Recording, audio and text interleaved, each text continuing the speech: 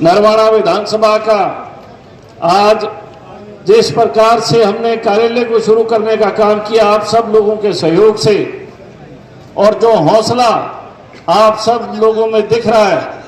इस बात में कोई किंतु परंतु नहीं है कि जो पिछली दफा की लीड थी उससे दुगनी लीड से इस विधानसभा से अशोक तंवर जी जीतने वाले हैं, ये कार्यकर्ता के सहयोग से। साथियों, चुनाव के दौर में बहुत से लोग अन्य दलों के ऐसे मिथ प्रचार करेंगे मानो कि एक समाज के अंदर बांटने का, समाज को दूर करने का या कोई ना कोई विघ्न हो, क्योंकि कई राजनीतिक दलों के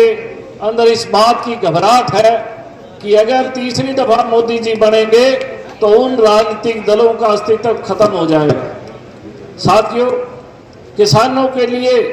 जितना काम इस सरकार में पिछले 10 सालों में हुआ है, मैं आपको दावे से कहता हूं, हरियाणा की सरकार ने हिंदुस्तान के अन्य राज्यों के मुकाबले सबसे ज्यादा फसलों पे एमएसपी देने का काम किया। तो 18 फसलों की एमएसपी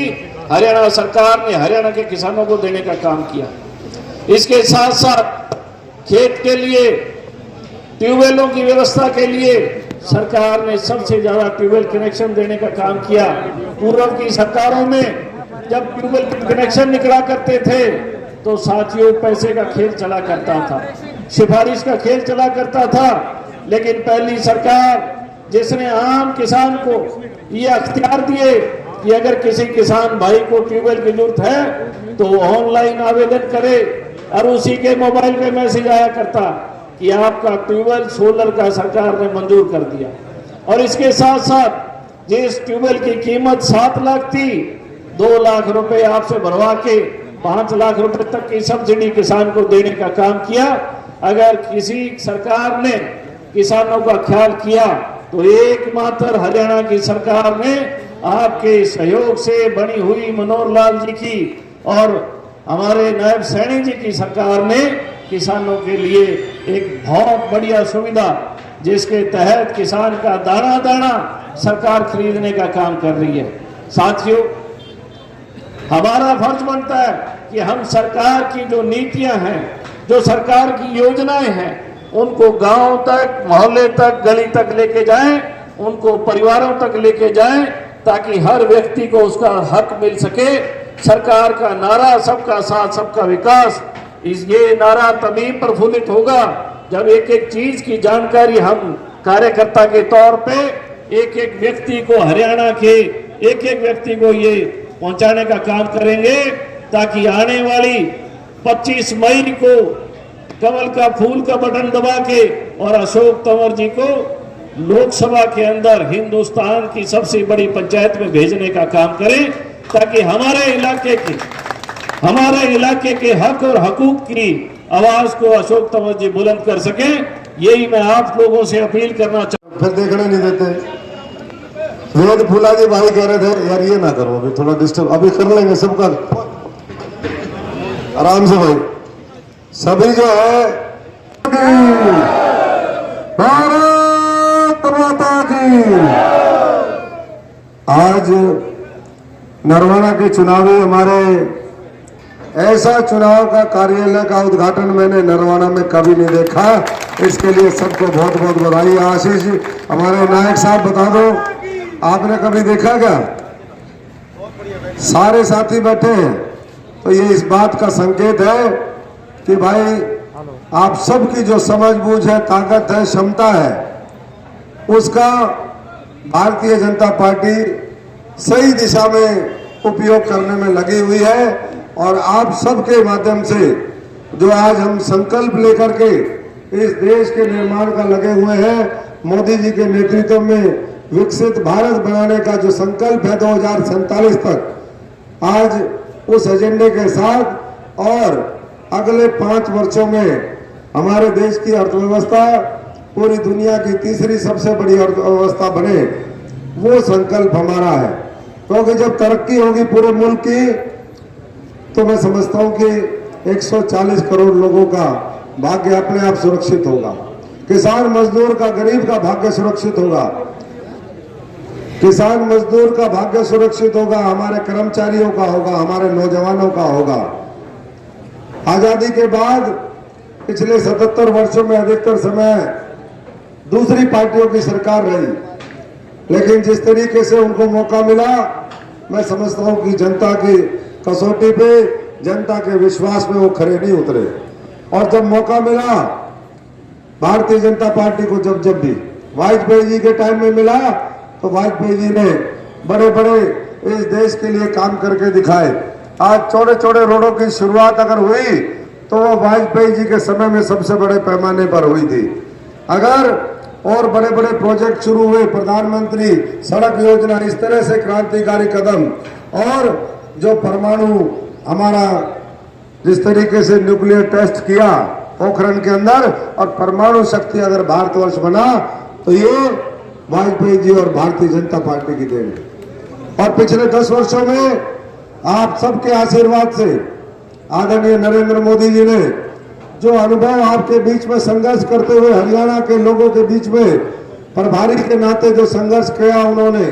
जिस तरीके से गुजरात के अंदर मुख्यमंत्री रहते हुए उन्होंने गुजरात का मॉडल तैयार किया, और उस मॉडल के ऊपर जब 2014 में आप लोगों ने, इस देश के लोगों ने, इस देश के किसान ने, इस देश के नौजवान ने, इस देश की मातृशक्ति ने, इस देश के हमारे कमेरा वर्ग ने, इस देश के गरीब ने, इस देश के उद्योग जगत ने जब मोहर लगाई, तो नरेंद्र मोदी जी ने जो काम करके दिखाए वैसे कभी नहीं हुए साथियों। तो इसलिए जो 10 वर्ष में काम हुए, आज एक बार फिर, क्योंकि लोकतंत्र है, बाबा साहब ने ये संविधान में प्रावधान किया कि हर 5 साल के बाद पूरा मुल्क जो है हमारा, पूरा देश फिर चुनाव में जाएगा। अगर अच्छे काम किए हैं तो हर गरीब अमीर जिसको समान अधिकार है वोट का, अगर किसी की 100 रुपए की दिहाड़ी है, 200 रुपए की दिहाड़ी है, उसका भी वोट का उतना ही अधिकार होगा। और जिसकी एक एक दिन में हजारों करोड़ रुपए की आमदनी है, उसका भी वोट का अधिकार उतना ही होगा। तो वो जो अधिकार दे करके गए, मैं आप सबसे विनती और प्रार्थना करता हूं कि उस अधिकार को अपनी ताकत बना लो। बाबा साहब ने जो कहा है कि 100 तालों की एक चाबी, राजनीतिक जो सत्ता है उसके ऊपर, वही काशीराम जी ने कहा, वही मैं समझता हूं कि सब लोगों को मिलकर के आने वाले समय में उस ताकत का इस्तेमाल करना है, अपने हित के लिए करना है, देश हित के लिए करना है। और मुझे पूरा यकीन है जिस तरीके से आप सारे साथी, भाई अनिल जी भी खड़े हैं, देख रहे हैं, पुराने साथी रहे हमारे युवा, तो सारे साथी जो भी आप लोगों का भी, हमारे सभी भाइयों ने, हमारे साथियों ने कही, वेद फूला जी ने बताया कि संगठन को किस तरीके से काम करना है, किस तरीके से आने वाले समय में डोर टू डोर अभियान करना है। जिस तरीके से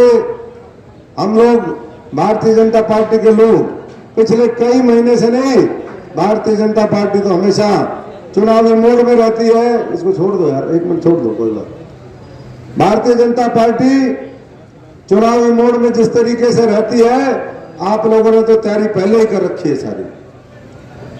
और इसलिए उन लाभार्थियों तक पहुंचना,